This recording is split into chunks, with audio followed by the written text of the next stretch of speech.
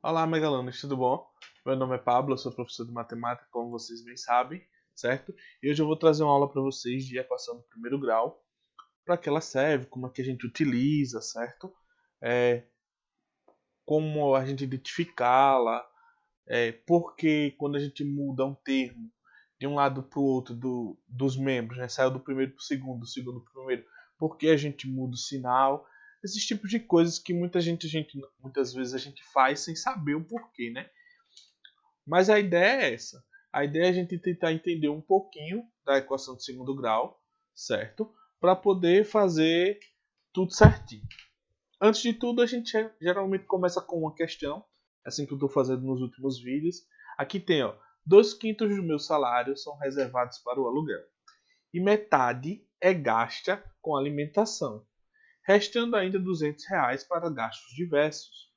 Qual é o meu salário? O intuito de uma equação de segundo grau é sempre descobrir algo ao qual eu ainda não sei o que é, mas eu sei que ele tem valor numérico, certo? Aqui, ó, qual é o meu salário? Essa seria a pergunta. Esse seria o sentido da gente calcular isso aqui. Então ele dá várias relações, certo? Que vão indicar o meu salário. Neste caso, ele está fazendo várias correlações que indicam, ó, o meu salário eu gasto assim, eu gasto assado, e no final eu fico com tanto. Então ele dá uma relação de igualdade, certo? Ele dá essa relação. Se a gente perceber tudo que ele falou ali, somar, o que eu tenho no final é o meu salário, ok? Então a gente precisa sempre tentar identificar qual é a pergunta e a partir dessa pergunta a gente ir fazendo as correlações para encontrar a nossa equação, certo? Mas vamos entender primeiro o que é a equação. Aqui eu vou deixar a questão e a gente segue aqui para baixo. Então, equação do primeiro grau. Uma equação do primeiro grau, primeiro, do que ela é composta? O que é necessário para ser uma equação do primeiro grau? Ele precisa ter igualdade. A igualdade é necessária para uma equação, certo? Se a gente não tem igualdade, a gente não tem como calcular, a gente não tem como fazer uma correlação das coisas. A igualdade está aí para que a gente possa ter parâmetros que calcule, certo? Ele está dizendo, olha, este aqui, que a gente chama de primeiro termo, este é o primeiro membro, esse primeiro membro aqui, certo? É igual a este segundo membro, ok? Então a gente tem que tomar cuidado na hora de estar resolvendo essas coisas, certo? Para que tudo ocorra certinho, para que o valor que a gente encontre torne essa igualdade verdadeira, que o valor que a gente encontre aqui seja igual ao valor que a gente encontre aqui. É isso que a gente usa a igualdade. Ele vem ali para dar um parâmetro, certo? Como eu já mostrei, aquilo que está à esquerda da igualdade é chamado de primeiro membro e o que está à direita é chamado de segundo membro, certo? Outra coisa que é necessário para que seja uma equação de equação do primeiro grau, desculpa. A gente precisa ter uma incógnita, certo? A gente precisa ter uma incógnita. A incógnita é a mesma coisa de um termo desconhecido. Aí você pergunta, o que é termo, professor? Tudo que compõe o membro, ó, isso aqui é um termo, esse aqui é outro termo, certo? Este é outro termo, este é outro termo. Cada parte que compõe, certo? Um membro é um termo.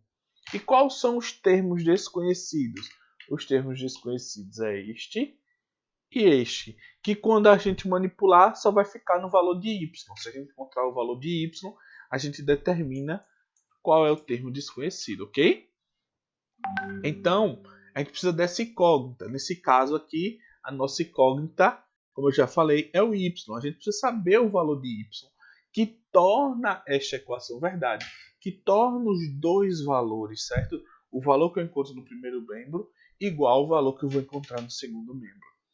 Então, eu tenho que tomar cuidado na hora de calcular essas coisas, para que o cálculo seja correto. Ok? Tranquilos? Então, a gente já sabe. o que é o que precisa ter? Precisa ter igualdade, certo? E precisa ter um termo desconhecido, uma incógnita. Como eu estou falando que é a equação do primeiro grau, essa incógnita tem que ter apenas expoente 1.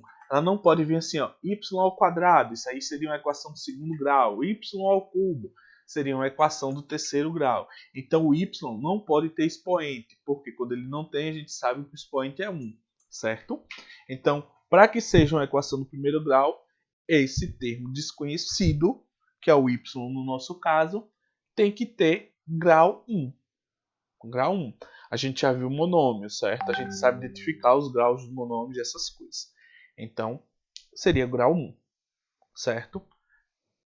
Aí como é que a gente descobre esse y? Quando a gente vai falar que está descobrindo esse y, a gente está procurando a raiz da equação, certo? A gente está tentando calcular a raiz da equação. A gente está tentando procurar o valor que torna essa equação verdadeira, ok? A gente tem que tomar cuidado quando a gente está fazendo isso, certo? Porque a gente não pode manipular os valores de qualquer jeito, né? Tem alguns princípios que a gente tem que levar em consideração. Vamos pegar essa mesma equação e eu vou colocar ela aqui embaixo e a gente vai começar a trabalhar com ela. Eu vou ter 7y menos 10 igual a y mais 50, certo? Esta é a nossa equação. Essa é a nossa equação. A gente tem o primeiro membro, o segundo membro e tudo mais. Sempre os professores dizem, coloque tudo que tem letra de um lado, tudo que não tem do outro. Quando muda de membro, muda de sinal. Por que isso acontece, certo? A gente tem alguns princípios. Tipo, se eu fosse colocar esse 10, eu teria que trazer esse 10 para o lado de cá, certo? E como é que eu faço isso? Eu tenho que usar o princípio aditivo das igualdades, certo? Princípio aditivo das igualdades. Como é que isso acontece? Como eu tenho igualdade, tudo que eu faço em um membro, eu tenho que fazer no outro, para que essa igualdade se mantenha. Da seguinte forma, eu tenho 7y menos 10. Para me tirar esse 10 daqui, eu tenho que somar o oposto dele. Qual é o oposto de menos 10? É o mais 10. Igual a y mais 50. Como eu coloquei mais 10 no primeiro membro, eu também tenho que colocar mais 10 no segundo membro. Certo? Agora sim, quando eu calcular isso aqui, eu vou ter zero. E esse zero eu não preciso colocar, porque qualquer soma com zero continua o número que a gente está somando. Então seria y menos zero. Então seria 7y aqui. Igual a y mais 50. Eu vou colocar assim, certo? Mais 10. Olha o que a gente fez. A gente nada mais tirou o zero do primeiro membro, certo? E acresceu 10 no segundo membro. É isso que os professores falam. Quando você sai de um membro e vai para o outro, você troca o sinal. Nada mais é do que ele está usando o princípio aditivo da igualdade, certo? Então, eu tenho que 7y é igual a y mais 60. Agora sim, eu preciso passar esse y que está no segundo membro para o primeiro membro. Eu uso do mesmo princípio, o princípio aditivo das igualdades. Então eu vou ter 7y menos y igual a y menos y mais 60. Eu coloquei menos y em ambos os termos. Para quê? Para que isso aqui dê zero. Então aqui eu vou ficar 7. Quando eu não tenho o número na frente é 1, a gente já viu isso em monômios. Então 7 menos 1 vai ficar 6y igual a 50. E y é igual a 50 sobre 6. E professor, mas aí você pulou. Vamos devagar. Como é que eu faço isso aqui? Eu também tenho que usar outro princípio, que é o princípio multiplicativo da igualdade. Então, quando eu digo que tenho duas letras, aqui eu tenho um número e uma letra junto, eu tenho uma multiplicação entre eles, certo? É 6 vezes y. Quando eu falo 6y, é a mesma coisa que eu dizer 6 vezes y. Então eu tenho que passar ele para o outro membro. Como eu estou multiplicando, eu vou passando para o outro membro dividindo. Por quê, professor? A ideia é o seguinte, eu não quero tirar esse 6 daqui Então eu vou pegar esse 6y e vou dividir por 6. Tudo que eu faço num membro eu não tenho que fazer do outro, então eu vou pegar outro membro e também dividir por 6. Quando eu faço esta conta aqui, certo? Vai me dar 1 como resultado. Vai ficar 1 vezes y igual a 50 sobre 6. E 1 vezes y a gente sabe que é y.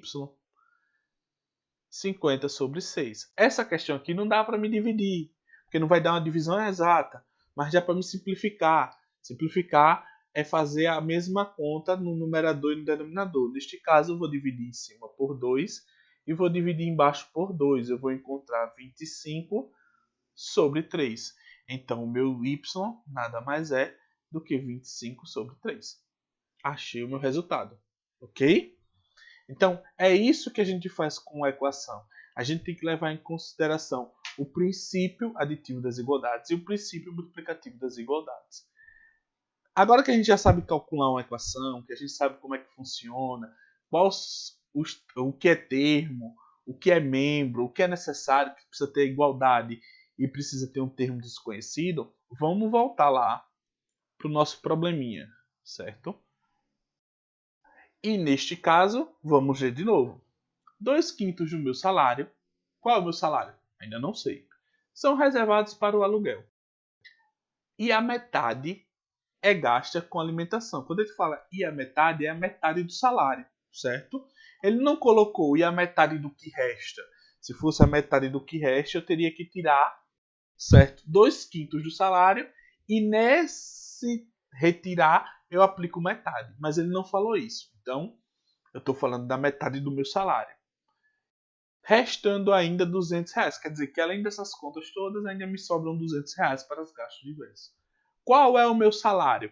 Então, o meu salário é o que eu quero encontrar. Logo, ele é meu termo desconhecido. A letra mais usada para essas questões é o x. Eu preciso encontrar o x da questão. Então, vamos lá. O que eu gasto com aluguel? Eu gasto 2/5. Então, 2/5 do quê? Do salário. Então, 2x sobre 5. Ah, e alimentação? Alimentação. Alimentação eu gasto metade. 1 sobre 2. Metade do quê? Do salário. Então, 1x sobre 2, ou se você quiser, pode botar x sobre 2. Tanto faz. Você pode usar das duas formas. Ok? E sobra R$200. Concorda comigo? Então eu tenho duas formas de montar esta conta.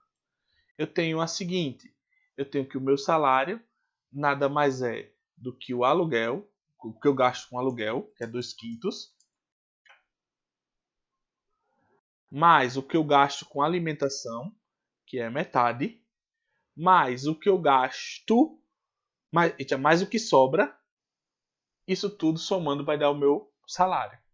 Outra forma de fazer é: eu tenho o salário, certo? Se eu tiro o aluguel e se eu tiro a alimentação, certo? Me sobram R$200. Tem esta primeira forma e tem a segunda. Eu gosto mais da segunda, porque desta forma que eu coloquei a segunda, eu já coloquei todos os meus termos desconhecidos no primeiro membro. Então a minha conta se torna mais fácil, certo? Então vamos calcular isso. Ok?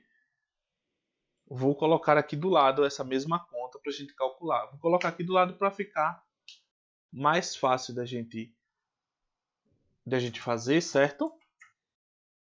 Com espaço para a gente calcular para tudo que a gente vai fazer aqui nas continhas. Ok? Então vamos lá. Muito professor aqui ia mandar você tirar o MMC, né? Dividir pelo de baixo, multiplicar pelo de cima e fazer aquelas continhas, né? Eu olho os denominadores, né? 5 e 2. 2 vezes 5 vai dar quanto? Não vai dar 10? Então eu vou pegar e multiplicar toda a minha equação por 10. Porque tudo que eu faço de um lado eu não posso fazer do outro. Se eu multiplicar o primeiro membro todinho por 10, eu tenho que multiplicar o segundo membro por 10. E a minha equação mantém a equivalência, certo? Mantém o mesmo resultado. Então eu vou lá, 10 vezes x, eu vou ter 10x. 10 vezes 2, eu vou ter 20, x sobre 5. Depois eu tiro o denominador, por enquanto eu não vou tirar.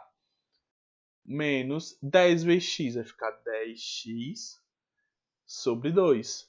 Igual a 10 vezes 200, 2000. Certo? Então vamos tirar os denominadores agora. Eu vou ter 10x menos 20 dividido por 5 vai ficar 4x. 10 dividido por 2 vai ficar 5x. Igual a 2000. O que é que eu só fiz aqui? Eu só fiz utilizar isso aqui, ó. Multiplicar por 10. Eu multipliquei o primeiro membro por 10 e depois o segundo membro, porque eu usei o princípio multiplicativo da igualdade. Tudo que eu multiplico de um lado, eu tenho que multiplicar do outro. Certo? Continuando a equação, eu vou ter 10 menos 4, 6x, menos 5x, igual a 2000. 6 menos 5 vai ficar só 1x, igual a 2000.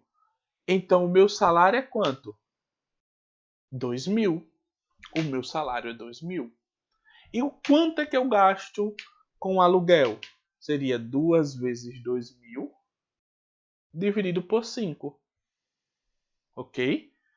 Daria 4.000 dividido por 5. Eu gasto 800 com aluguel. Como metade eu gasto com alimentação. Então aqui é aluguel, certo? Aluguel. Alimentação.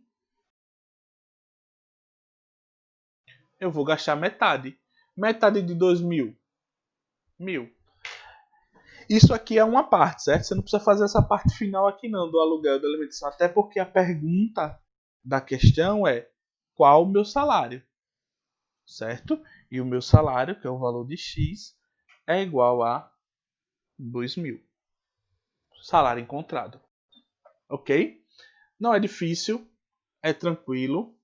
O que é que a gente precisa entender? A gente precisa entender sempre a pergunta. A gente precisa ler muito bem a pergunta para saber qual é o meu termo desconhecido.